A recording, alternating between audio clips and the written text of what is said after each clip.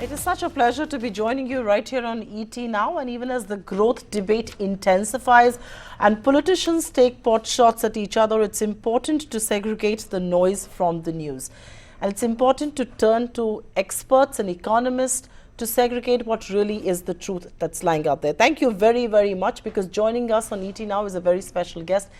The Principal Economic Advisor in the Ministry of Finance, Sanjeev Sanyal, joins us to give us the government's perspective and to defend the other side. Thank you very much, Sanjeev Sanyal, for being with us. I am not going to make this a partisan debate. I'm going to keep it completely economic.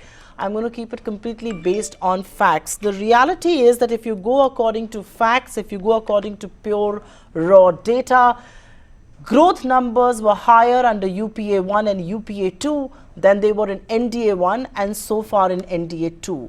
Can you deny that?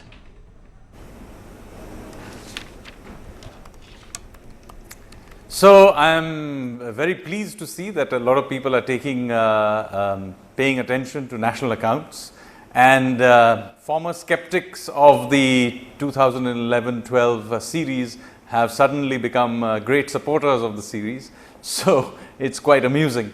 Nevertheless, I'm pleased that more attention is being put on national accounts than has been the case usually.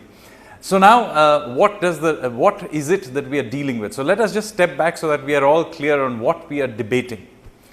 Now, we had a new series for the GDP data using the 2011-12 base, which was much discussed, etc. Now, this is what we now use. The problem is that we have to create a back series over time so that we can have a longer series and it's comparable and so on. So a back series has been suggested by a committee that was set up. It's not yet been accepted, incidentally, and it's not yet official because it has to be accepted by the Advisory Committee on National Accounts to become official. Nevertheless, the series does do something interesting. It lowers the GDP growth rate of the period prior to 2002 for the entire period going into the 90s, and for the entire period subsequently it increases it. Now, we need to still investigate exactly why, and this is not a matter of suspicion. All methodologies will have their quirks. So nevertheless, we need to understand why that is the case. Nevertheless, the series that we now have, the back series, shows a somewhat higher growth rate from the period 2002. That is absolutely right.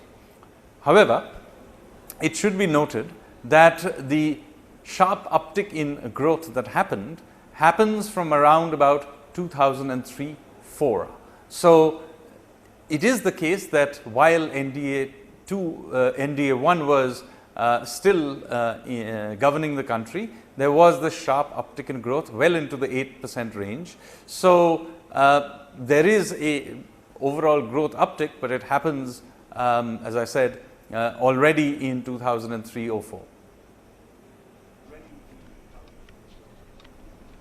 No, I'll tell you why I'm questioning you, and I'm not going to, like I said, make it partisan, but I think it's only fair that I point out. You are right, the last year of NDA 1 recorded a very good growth rate of 8.08%. The contention from the other side is that this is looking good because it's happening on a very low growth base. It's happening on a base of 3.73%, a year in which agricultural growth actually was in the negative territory. It actually contracted. So 8.08 standalone may look good, but the reality is it's looking good because of the previous year growth rate, and which is why we perhaps need to focus on the average growth rate of that period. NDA 1, the average growth rate was 5.8%. UPA 1, the average growth rate was 8.9%, which dropped to 7.4% for UPA 2, and so far the average growth rate for the current government is 7.2%. Is it not more pragmatic to talk about an average growth rate than 1 year? No. So first of all, this business of saying that it was a low base, that is a meaningful point to be made when you have seasonality. All growth rate is of course based on some base, right? So we look at growth rates for that precise reason, and only when you're dealing with a monthly spike either direction, you smooth it out, making the case about the low base. When you're taking annual numbers, that is not a meaningful way of thinking about it, first of all. Secondly, it is the case that there was very high growth in the 2000s through the mid 2000s. Now, there may be many reasons for it. It may be good macroeconomic conditions of that time. There was also, as you know, a peculiarly good period as far as external conditions were concerned. External conditions of growth were particularly benign at that time, and world growth itself was very, very strong. You also had, of course, the series of reforms that had been done under Prime Minister Vajpayee, which already, as I pointed out to you, were feeding through to high growth rates by 2003 or 4. So the momentum in the economy was already strong. Now, what happens is that you obviously get into a choppier growth rates after 2008-9. Again, the external environment deteriorated significantly, and that's fair enough. But the point, let it be clear, that you can either take credit for the external condition being poor in the second half and not then also give credit to the external conditions in the first half. So you cannot blame in one half and take credit in the other half. So you have to decide on which one of the two you want to do. Either which way, there was also the case that starting around about 2006-7, the macro conditions began to deteriorate very, very sharply. Virtually every macro stability indicator goes through a very sharp deterioration, and let me give you some numbers so that you have some idea of what I'm talking about. First of all, the current account balance went from a surplus in the period 1999 to 2004 of plus 0.5% of GDP to minus 1.2% of GDP in the 14 to 2009 period. Then from the 9 to 14 period, it deteriorated further to minus 3.3% of GDP, which is a very dramatic deterioration. It has subsequently improved to 1.2%. So this is just one macro stability factor. Second, inflation was very benign at 4.1% or thereabouts between 1999 and 2004. It went up subsequently between 2004 and 9, but it went up very dramatically to double-digit territory, over 10% in the 2009 to 14 period, and has subsequently come down to only 4.7%. Again, clearly showing macro stability cycle which underlay all this growth. I can give you similar numbers again for fiscal deficits. The fiscal deficits around about 2008, 9, 10 were running in excess of 6%. These days we debate whether or not the government missed 3.3 and went to 3.5 and so on.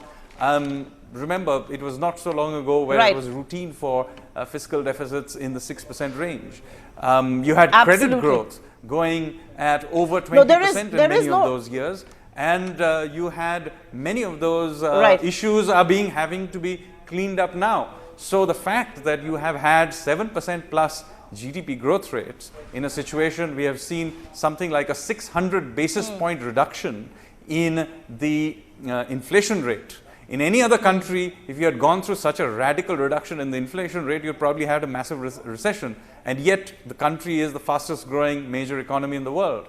You've similarly carried out a major cleanup of the banking system. We imposed major Sanjeev GST. Sanyal, let me come in on that point. There is right. No, let me just come in for a moment, because you're touching upon. Just let me come in for a moment. Because you are touching upon fiscal deficit. I think it's only fair that I ask you the question. When you are at the cusp of a global recession of the kind that one did see in 2009, and I think it's only fair that we tell our viewers the whole picture. I completely agree with you on inflation and how it has been reined in ever since, and that's kudos to this government, and perhaps attempts being made in the past as well. Reining in inflation, a big green on your report card. But let's talk about figures as they stand. The first year of UPA1 saw a growth rate of 8.15%. Yes, there was an upswing in the economy because the Vajpayee last year was 8.08%.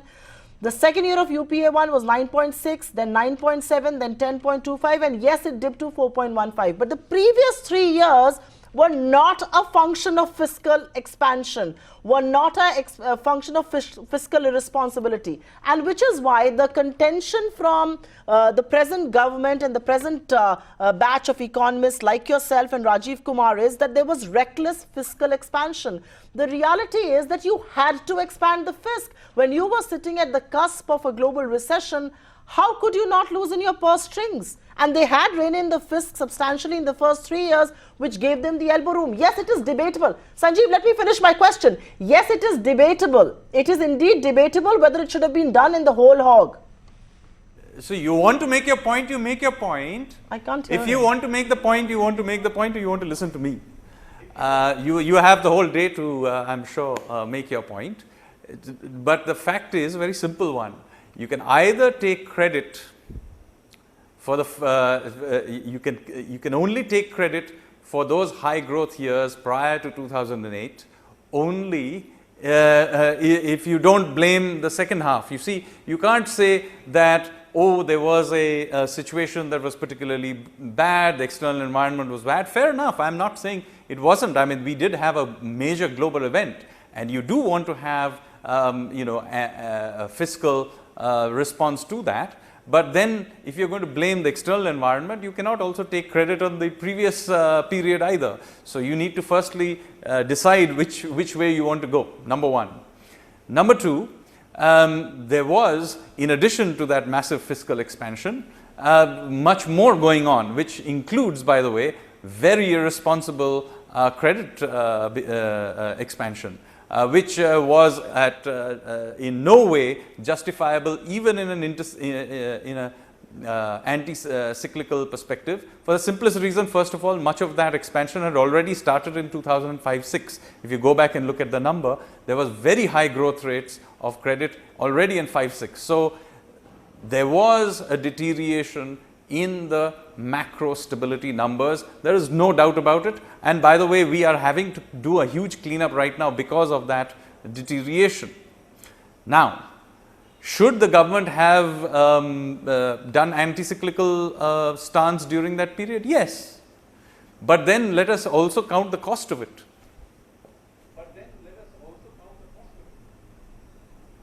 But as an economist, if I were to ask you, and without, making you sound like the principal economic advisor of this government, if as a simple economist, I were to ask you the question that doesn't overcapacity get created? Isn't there higher lending in boom years, which perhaps gets corrected in slowdown period? Isn't that simple economics? When there is a boom year, there's higher lending, there's higher capacity built up, and then of course, that's what, that is precise, follows, and which is why the slowdown period.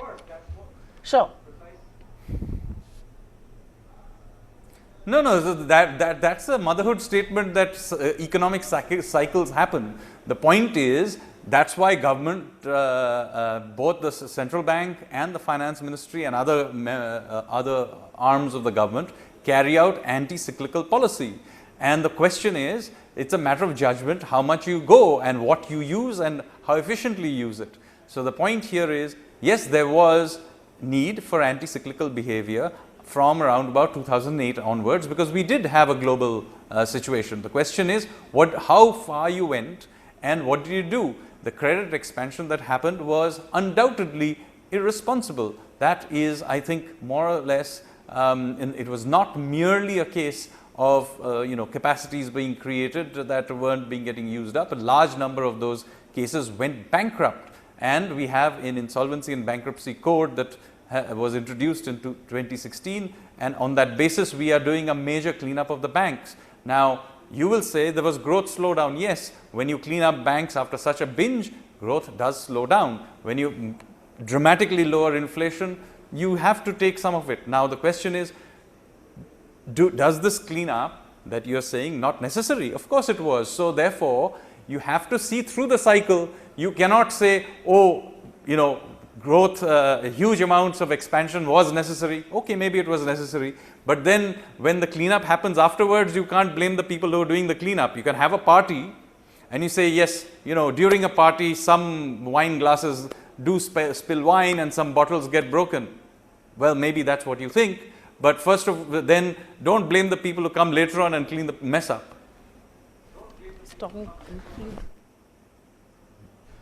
No, you know, I think the worst critics of this government will give you credit for the fact that you're going in for a very decisive cleanup of the Indian economy, a very decisive cleanup of the bank's balance sheets, and hopefully we are laying the foundation for a more sustainable, prudent Indian economy. But the reality also is that these steps could have been taken a lot earlier. Were you delayed in taking corrective measures? Nobody is denying that there was large NPA. It needed to be dealt with. Raghuram Rajan, as soon as he went into RBI, told banks to identify NPAs which were on account of higher lending. But was the cleanup delayed is really the big question, and which is now costing the Indian economy a couple of decimal points here and there in terms of growth. Well, now you've changed. Now you're changing the goalpost, and you're saying. Now you're changing the goalpost. You're saying that these things should have been there. So the previous government could easily have initiated this cleanup much earlier, because after all, the initial sort of squeeze phase from the external environment had already begun to ease up by 2011. So of course, from 2011 onwards, the cleanup could have been started, and Dr. Raghuram Rajan was indeed in a place both here at the Finance Ministry and later on in the Reserve Bank to have started the cleanup. So yes, it could have been started on earlier. No, I wasn't changing the goalpost for the last government. You blame the last government for the legacy, which is why I said it took youth almost 3.5 years to get down to deciding on this. I have a question for you, because if Sanjeev Sanyal joins us on ET now, I can't not ask you on the Indian rupee. There has been too much being made from it's also become a political issue of sorts, as if breaching 70 was the worst thing that can happen to the currency. Both you and I know there are factors beyond the control of any government, any domestic factors. These are international factors at play. Strengthening of dollar is one such factor. But as an economist, will you agree that the rupee was allowed to appreciate way too much?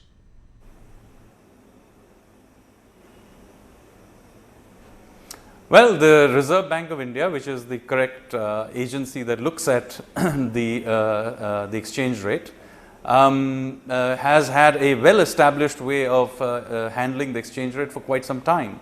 Basically, what it does is that in the medium to long term, it allows the rupee to find its own level, but in the short run, it uses the foreign exchange reserves in both directions, mind you, to intervene, and it has more than adequate foreign exchange reserves to manage that. So, you know, I think the volatility will be managed, but the Reserve Bank quite correctly will allow the rupee to find its own level. And if you take a somewhat longer perspective, say a 4 or 5 year perspective, you will see that the rupee has not actually depreciated against any major world currency, with the one exception of the US dollar. So this is really a story of the US dollar appreciating very, very sharply against everybody else, rather than anything to do with the rupee. In fact, you know, we should correctly look at the rupee on a basket basis, and if you take on a basket basis, the rupee has been more than stable. Are you someone, as the principal economic advisor, who loses sleep on where the current account deficit levels are headed? And I'll let you go after this question. No, of course, we do watch the current account deficit very, very closely. There is no doubt about that, but we will manage it and look at it in the wider context. You know, 1 or 2 months data does not throw us off.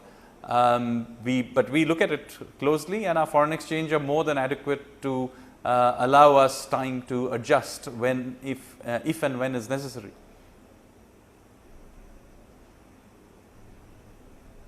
All right. On that note, Sanjeev Sanyal, thanks very much for joining us right here on ET Now to give us a position of this government and where you stand on the whole growth debate. Thank you very much for sparing time. Thank you.